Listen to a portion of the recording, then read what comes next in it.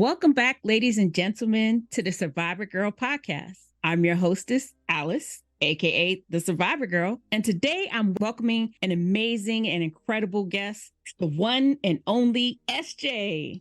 SJ, welcome to the show. Thank you for inviting me. I'm so excited. Can't wait to share my story. And I love sharing my story with survivors like me. So you guys, SJ is one of the most phenomenal people I've ever had the pleasure of meeting, with one of the most incredible stories I've ever heard. So I'm not going to hold back any longer. I'm going to let her share her amazing story with you. So let's go ahead and get started. SJ, what initially led you to the doctor? What was happening that had you concerned? That question is very tricky for me because I have always been the type of female where I've always been healthy, and it's like people are like, oh, you never get sick. So what led me to the doctors was nothing. I went to the hospital because being in my 20s and working as a government contractor in DC, they had passed a law where they were going to do Obama insurance. And if you didn't have insurance working in DC, they had raised the bar for the actual like pay grade. So I had an extra $10 on my pay to get insurance is what they did as a contractor. So, you know me, I just, hey, okay, I just want to go spend it and live lavish. So I never thought to think that I would go through what I'm going through now. So I was in the shower one day and I was washing a normal day to go to work. And I just, when I started washing around my right boob, I just started feeling a marble like hard like lump in my breast around in my areola area. So I ended up going to the hospital. The hospital ended up coming back saying that I needed to go see a breast surgeon. And that's when I started to panic. And I went off in the ER. I actually went to the hospital over there that's like on the line of Wardolph and PG County. I forgot what hospital that was, but they just like, I went off. They said, you need a breast surgeon. And I'm like, why can't you just tell me what's going on? Why can't you just tell me what's going on? But it was the HIPAA laws, and in the hospital, they don't deal with cancer. That's like a outsourced problem, which I didn't understand then, but I understand now. It's like a specialty. So what I ended up doing is I called all of my family and friends and told them that I might have cancer. And everybody kept cussing me out like, no, you don't do that. You don't speak it into existence. And I'm like, well, I know what's going on. They're not telling me anything, stuff like that. So I just let it go. I go to work. I talk to my boss. My boss is like, well, you might want to get a second opinion. So she pretty much recommended me to the Breast Care of Washington. It's a center where people with no insurance, low income, can come in there and get mammograms done and extended work if need be. So when I went in there, it was a very back and forth type of process, which is a lot of back and forth what I went through. And when I went in there, I told them what was going on. They ended up doing sonogram of my breast. They seen the knot. They told me that my breasts were dense and that I was too young for a 3D mammogram. So the regular mammogram came back. It came back normal. They did another one. It came back abnormal. I went back again a month later because they told me that they wanted me to do it not on my period because a menstrual makes your breast dense. So I said, okay. I waited like a week, and then they called and they scheduled an appointment. Then I waited a month. Now, mind you, the whole time this is happening, this lump is getting bigger and it's discharging at this point like a hay straw, like yellowish color. So, me, the grand Googler, I Googled it and it said it was a cyst. So, it calmed me down. So I said, okay, I'm going to go to work. I'm over here telling all my coworkers, oh, it was a cyst. They said they need to do a needle aspiration. Everything's fine. I'm good. Okay, great. Back to life. Nope. I go into the appointment a month later. They do the needle aspiration. They do the biopsy. It comes back abnormal. Then I guess they did all the work while I was at work one day, and they called me. And I asked to be excused. I went to the bathroom. I was in the bathroom stall. I was listening to the nurse. The nurse told me to hold on so she can get the doctor. And at that point, I just knew something was wrong. The phone call drops. I come out the bathroom because I'm thinking it's nothing. Like, oh, it's something I could probably just go in there and talk to them about, and then I could just be on my way. She calls back as soon as I leave the bathroom. So I turn around and I go right back in the bathroom and in the stall. And I'm like, hello. So this time the doctor, which is Dr. Hamilton from Doctors Community Hospital, is on the other line with the nurse. So I said, hey, how's you guys' day? They're like, oh, it's fine. Are you okay? How are you feeling? I'm like, why are they asking me this? Like, I was like, I'm cool outside of this lump in my breast. It's not making me feel no type of way, but it is getting bigger. It is, like discharging the yellow fluid, whatever, the same thing that it was doing before when I came into the office. So she said, okay. She said, Miss Jackson, you have cancer. In my mind, I'm like, are they allowed to tell you that over the phone?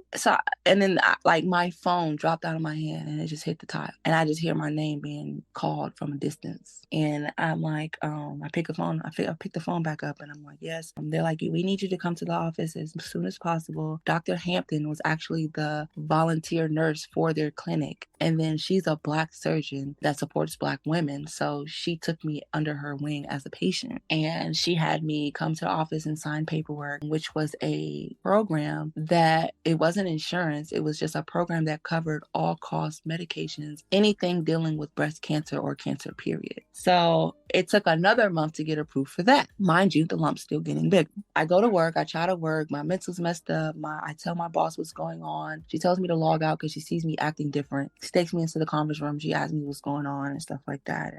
She had already knew I had got the bad news, but she didn't know exactly like what was going on. Like, she's the one who told me to leave. She's the one who told me to go handle what I needed to handle, stuff like that. But she had broke down to me saying that her best friend had cancer and she's been going to her best friend's chemo appointments and stuff like that. So she's breaking down, crying to me now. And I'm like crying, and it's just like a whole crying fest going on in the conference room. And all my coworkers are looking in the room like, what's going on? I still did try to work through chemo. I didn't get far. I think I worked all the way up to my second round, and then it was over. I got different treatment. I remember getting different treatment by going into work and my hair was gone. I was bald and people were so used to me having hair. So it's just like the look, the different treatment, the reality, my family, the friends. It's like once cancer hit, it was a reality check for me. And it showed me who wasn't there, because honestly, it didn't show me who was there because nobody was there. So what made me go to the doctors was just basically a lump popping up out of nowhere and me being confused. And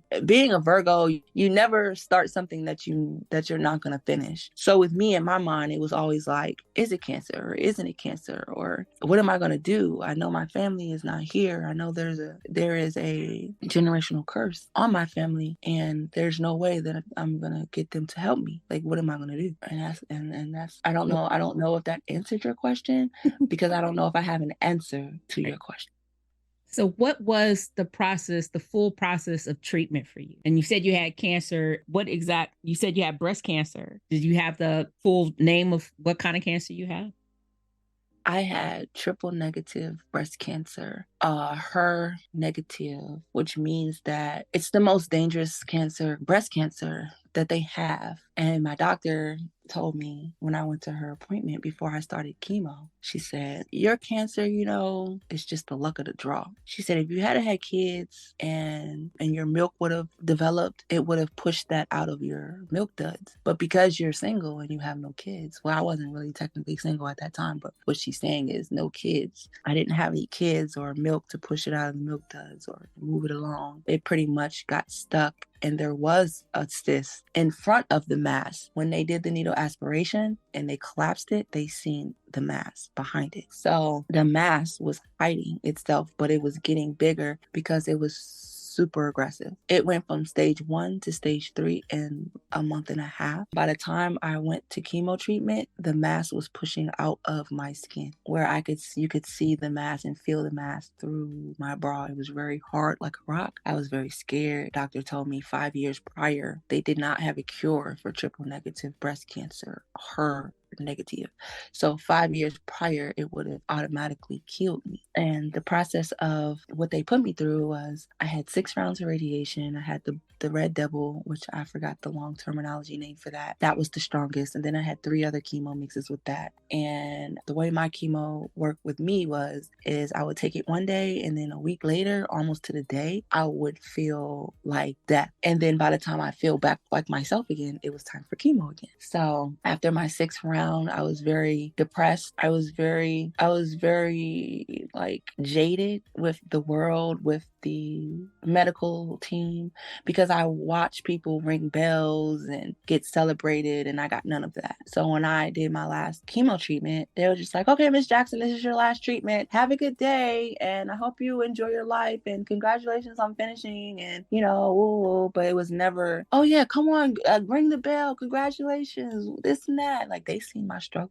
I had friends that had to call Ubers for me to get back and forth because my car got repossessed and about to lose my house, and my mom's on a drinking binge because she's an alcoholic, and my dad's just selfish and he doesn't understand and he doesn't care to understand, and my sister's dealing with mental health, and but I knew that. So that is what made me sink or swim. It was that for me. It was sink or swim. Then my god kid's mom, Brenda, came in the picture, and I kind of jaded her a little bit because of it. She was like, she had no babysitter. So I watched my god kids all through my treatment. And she worked on Andrews Air Force Base, which is Andrews Air Force Base is what gave me cancer, doing the AFFF firefighter foam drills on Andrews Air Force Base. And the foam seeped into the ground, into the water system. So me getting in the shower and washing up, like my doctor said, the luck of the draw, bad luck of the draw, to end up getting cancer. So when the kids came over, that was like my little glimpse of hope. Like, they didn't look at me weird because my hair was gone. They didn't look at me weird because I was super skinny. I was just Godmommy Sonia. Like, I'm at Godmommy Sonia's house. Like, we over here. But Brenda checked in and made sure they ate and, did this and that. But in my mind, I kind of got jaded with that because I'm like, you can come over here to make sure the kids eat and are straight, but you see me damn near close to death watching these kids, and you're not making sure that I'm straight. You're not making sure that I'm eating or I'm doing what I need to do in order to survive. You just bypass my issue and deal with your own. So that made me stronger, and it made me appreciate my god kids and their innocent souls as not knowing what's going on around them, so. What would you say is the most normal thing you wanted back during your treatment? What's something that you truly missed as far as like maybe hanging out with friends or anything of that nature? For me, it was food. I'm not even a foodie, but when you go through cancer and everything turns into tasting like metal, and you don't get the opportunity to taste the flavors and to enjoy it, and as soon as it hits the pit of your stomach, you feel like you're going to throw up, and they give you these meds to try to keep your food down that don't work, and the weakness and all of that I don't miss. But what I missed at that moment was food, because I felt like I wanted to eat to get my energy, but I couldn't eat because I didn't have energy to eat. So it was kind of weird to me. It was weird to me how that kind of hit me like that. I never had that feeling before. I didn't know how to navigate it. I didn't know how, and I didn't have a support system. If anything that I missed, I would say it would be a support system, but I barely had one in order to miss. I can't miss something I never had. But I do know that that's something that's very relevant and prominent in healing, is having people around you and having hands to do for you and having the emotional connections in order to keep your mind stimulated and off of what you're dealing with. I never got that. So the only thing I could pretty much miss was food. So when were you declared cancer-free for all of this treatment? I was declared cancer-free on March 5th, which is actually my brother's birthday. March 5th, 2018 is when that was. So now you've completed treatment, you've been declared cancer-free, and everything seemed to be going okay. But now you started having some new health issues. What the hell was going on with you? What was happening, and what led you back to the doctors with new concerns? The new concerns started in the midst of doing radiation. And when I expressed my concerns about how I was feeling during radiation, they told me it was normal. When I stopped doing chemo, it's crazy how when you stop doing chemo, you still have effects by it. Like, when I stopped doing chemo, my eyelashes and my eyebrows fell out. And I was like, whoa. But my hair was growing back, and my hair, my legs, my arms, and all around my body was growing back. But my eyelashes and my eyebrows fell out after doing chemo. So when that happened, I thought it was like, okay, well, maybe I still have chemo. And I kept going to get checked. And they're like, oh, you're doing radiation. It makes you sleepy. It makes you tired. It's going to make you fatigued and stuff like that. So I said, okay. But when I was sitting at work one day, I didn't feel right. And I knew it was just was more than radiation aftermath. I just knew something was wrong. I could walk 3 steps. I didn't have a breath. I couldn't get sleep. I was restless. I was barely using the bathroom. So I honestly thought my kidneys were going bad. But when I went into the hospital, they told me nothing was wrong with me. They checked me out. That was at Doctors Community. I checked myself back in the Doctors Community. They now told me that they feel like it's my gallbladder. So they did surgery on my gallbladder and put in a Coley bag that drained infectious fluids that were coming out of my gallbladder. Speed it up, I ended up leaving the hospital and I went to I went to Washington Hospital Center in DC. I only went to Doctors Community because that's where Regina Hampton was. That was where her office was. But my chemo was in Brandywine by my house with Yomi Lee. So I'm like, I don't know who I need to, like, initially she was the one who started it and then this. So I ended up going back to Doctors. Doctors was really trying to kill me. So I said, you know what? No, I'm going to go to Washington Hospital Center. They wouldn't check me in because they did not have any beds on the heart floor. So when I came back to Doctors, they checked me in. I stayed there for like 2 weeks until Doctors had a bed. In the meantime of them, Doctors was doing vigorous checks and tests, and they came to the conclusion that my heart was failing and that I needed to go to a heart hospital, which was Washington Hospital Center. When I asked them what killed my heart, they said that it was chemo. But I didn't start feeling the effects until I started doing radiation. So I was very confused. Finally, paramedics came to get me to transfer me out. And there was a lady named Miko. And Miko she was cool. She was funny. She made me forget the situation I was in at the moment. And she started asking me about me. She was like, not to be nosy, but I read your chart and I don't see what's going on you versus reading your chart. If I read the chart, I would think we came to come get like a 60, she was like an 82-year-old woman. She said, but when I came in the room and I seen you, I was confused. And she said, I'm a little nosy. And she's like, yeah, I ride with patients all the time. And mind you, Doctors Community is in Lanham, Maryland, and then Washington Hospital Center was in Washington, D.C. So it was the middle of the night. It was like 2 a.m., no traffic. And then we were just like in the back of the ambulance and she's just asking me all these questions. So when we were she's riding me through the hospital on the the little stretcher that, bed, she's like, your hair is gorgeous. Oh my God. Oh my God, your hair is gorgeous. Like, she just loved my hair. And like we built a bond off of that. So when we got into there, she started asking me more questions. I started telling her I don't have any family. I don't have anyone to come in here and make sure that I'm okay. So when we got to Washington Hospital Center, she said, I'm going to come in here and every time I come and drop a patient off, I'm going to come in here and I'm going to make sure you're straight. And she did. That was the crazy part. She did. So one night, everything was rushed. There was a guy named Mike. He was my photographer when I was modeling in my 20s. He stepped up and became like a guardian angel at the moment when I didn't have any help. He reached out on Facebook because I was venting on Facebook. And he started coming to the hospital. He started being like the known face. All the nurses know him. Everybody know him. So when I started to get sicker and I started to slip into a coma, they had the conversation with me about having a direct narrative or a will or anything that's basically giving somebody some type of order to do with my life. At that moment in time, I told them I do not want to be resuscitated. I said, let me go. They signed the paper to resuscitate me. Why? I don't know. But my dad, he brought my dad to the hospital. Now, mind you, I have not seen my dad in years. The last time I seen him, it was before I even had cancer, before I got sick, before any of this. He seen me and known me to be normal. So him walking into the room and seeing me like he's seeing me, this is before the LVAD, before any of this. So he sees me in the room, the doctor standing there. The guy Mike is standing there sweating, like just super just lost. He's just like, wow, like I didn't think things would get this far type of thing. So he went to go get my dad. I, gave him my phone. I told him this is his number, call him from your number.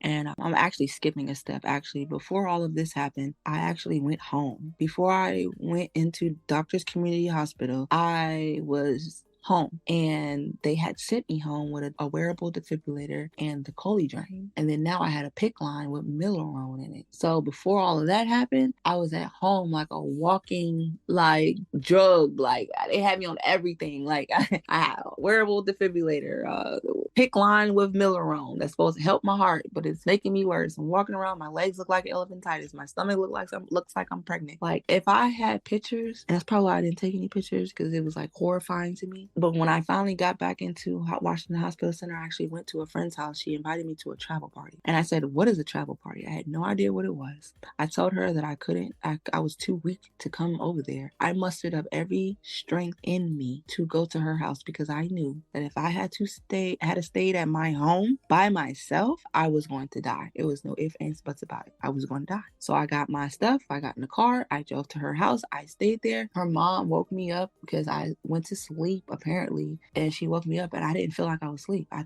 felt like I didn't get any sleep. She's like, "You haven't eaten in 2 days. You haven't drinking anything in 2 days. You haven't gone to the bathroom in 2 days." And I said, what do you mean? I was like, I haven't even been to sleep. I was restless. She said, "You've been asleep for 2 days." I said, "Well, really?" She was like, "You've been asleep for 2 days. I need you to eat." So I came downstairs, and her mom made me sweet potatoes, string beans, and steak. She asked me what was my favorite meal. I gave her my favorite meal. She made my favorite meal. She was like, "You need to eat every drop." Like, I was like, okay. I forced it down. Right when I forced it down, 5 minutes later, it forced right back up. I asked for a bag, so I started throwing up. They called Mike, which now I call my uncle. Well, I didn't call them, they called him, and I'm throwing up. They're like, "You need to come get her.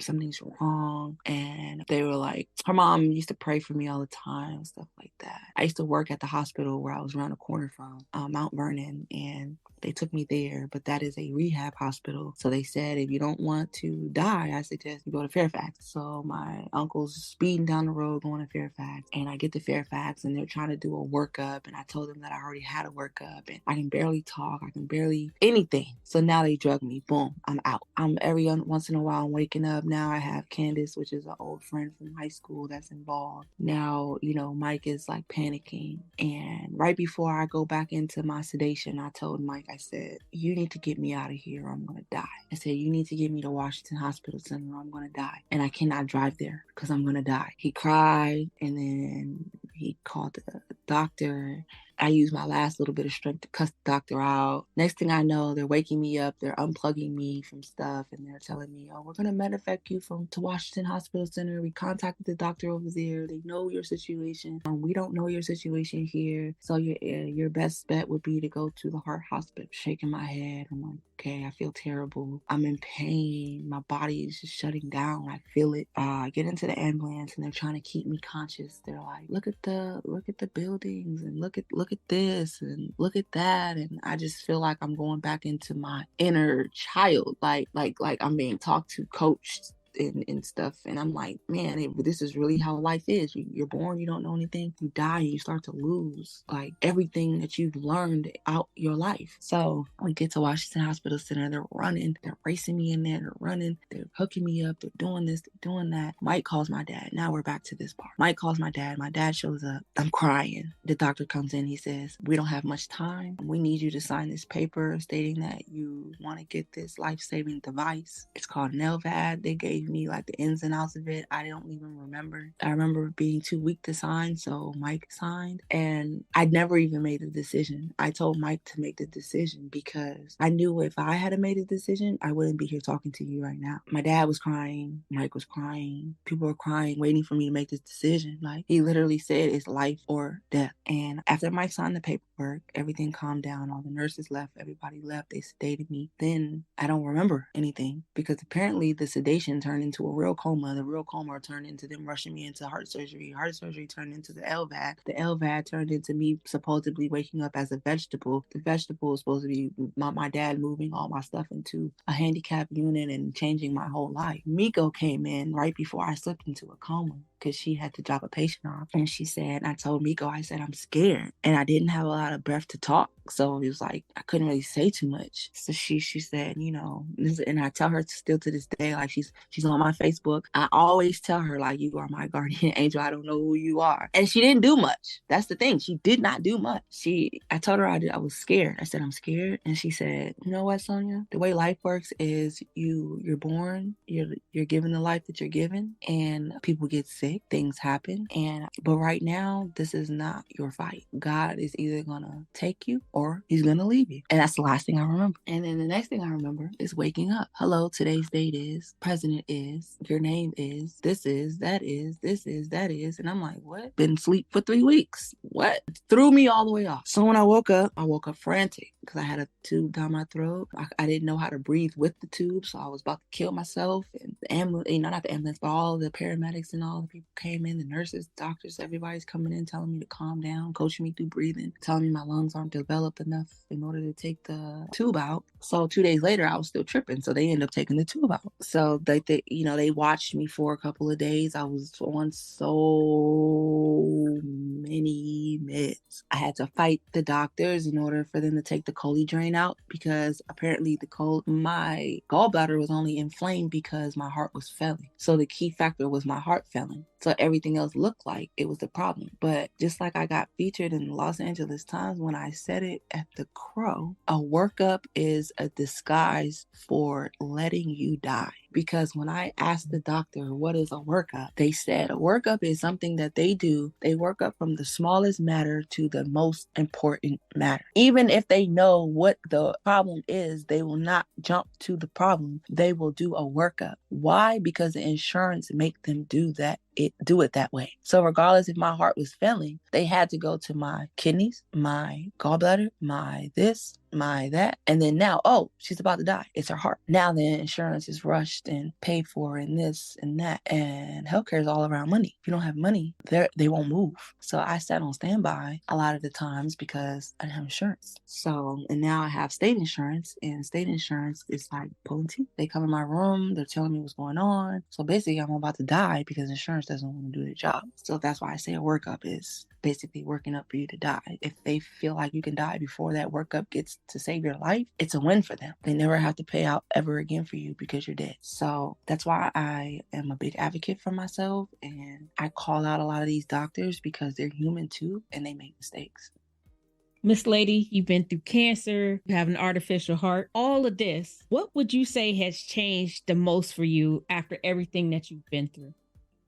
Perspective. My perspective has changed. Perspective about people, perspective about the healthcare, perspective about, elderlies. And I'm not even elderly yet, but I deal with elderly problems. So as a 37-year-old woman dealing with elderly problems, it's like I see why a lot of people are upset. Like their elders are being abused because I was abused in the hospital. It amazes me and gives me a different perspective of how the world is ran. Before I got cancer, I thought everybody had they could be good, and there's good inside of everyone, but that's not true. That's not true. Just because you're a nurse doesn't mean you're a good person. Just because you're a nurse doesn't mean you do your job. Just because you're a nurse doesn't mean you like people. And I had to learn that being in the hospital, being mistreated and misguided, and just because you're your family doesn't mean that they're going to be there, and just because they say they're your friends doesn't mean that they're going to make sure that you're okay. So these are all the lessons that I had to learn, and now I have to deal with the trauma on top of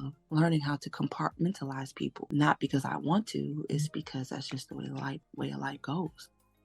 So what would you tell someone who is currently dealing with cancer to help them get through the worst days of it?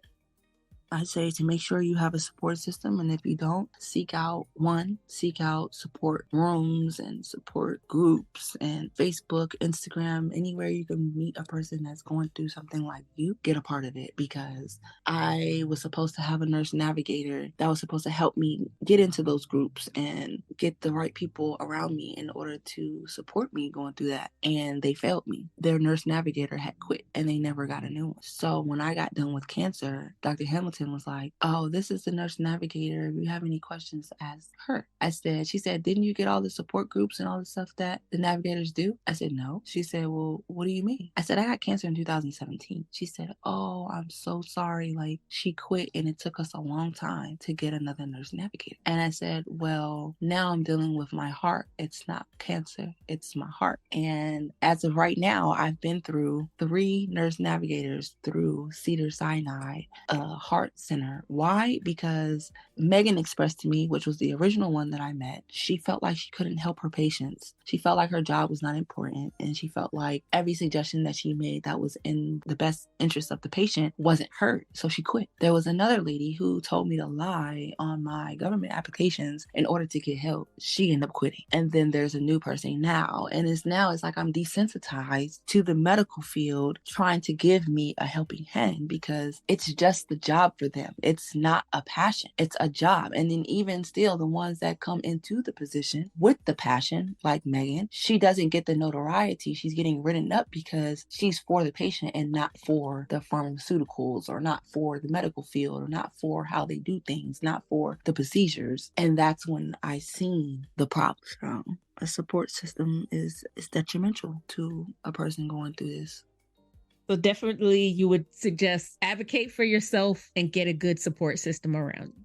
Correct. People make your moment. Even though you're sitting in here, I'm sitting in my room by myself. This is a moment, but I'm not going to remember this 10 years from now. I'm not going to sit here and say, oh, I remember that day I was sitting in my room.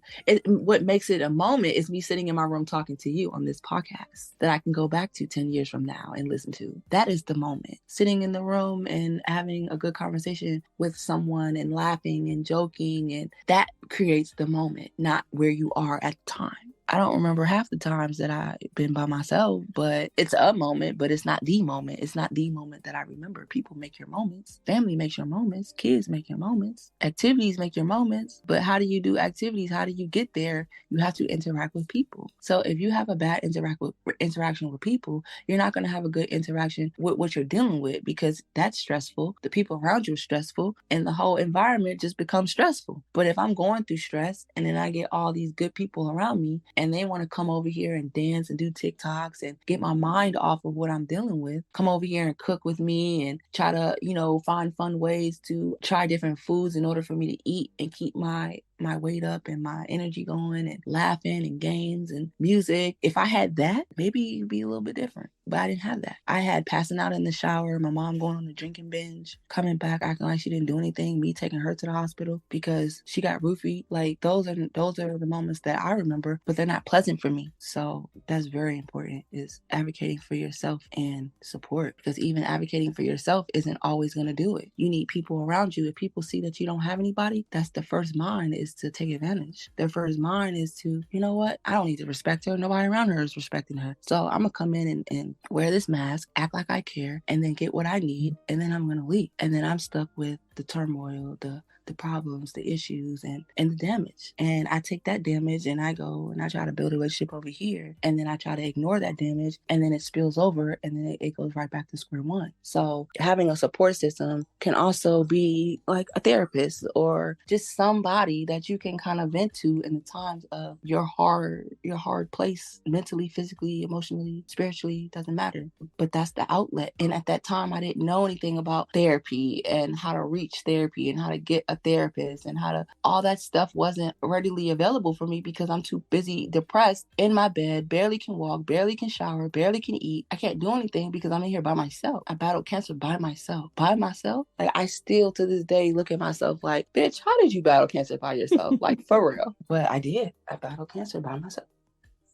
But let me say this as I wrap this up. You are one of the most amazing, incredible, unbelievable, phenomenal people that I've ever met. I know that you've been through hell and back, but look at you now and look at the amazing, incredible life that you've put out there for yourself and the things that you've accomplished, things that you've overcome, the turmoil and trials and tribulations you have come through. You are an incredible example to so many people, to other people with artificial hearts, to people that have battled cancer, people that have gone through hell and high water. You are an amazing person, SJ. So don't ever look down on yourself and everything that you've gone through and see anything but the positive light that you shine on the world. That's what I want you to remember as I wrap up this podcast, is the great and beautiful brilliance and light that you put out into the world. Hang on to that as you move forward in the world. Damn the negatives, because those will always keep coming. Just remember to keep being the good heart and being the good person that you are. Artificial heart or not, you still got a great heart, woman.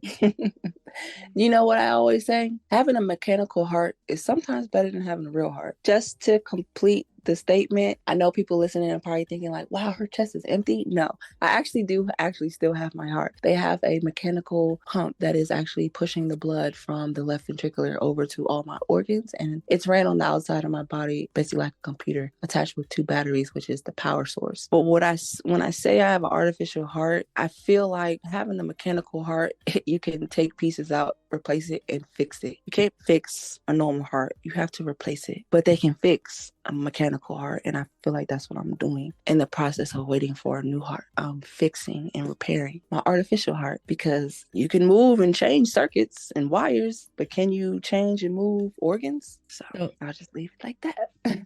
And I appreciate you so much, SJ. You are an incredible human being. Your story is phenomenal. Ladies and gentlemen, this is SJ. I'm so glad that you guys got to hear her story and hear her living testament. She's an amazing person. I thank you all again for listening. I see you all back here next time. Bye, everyone.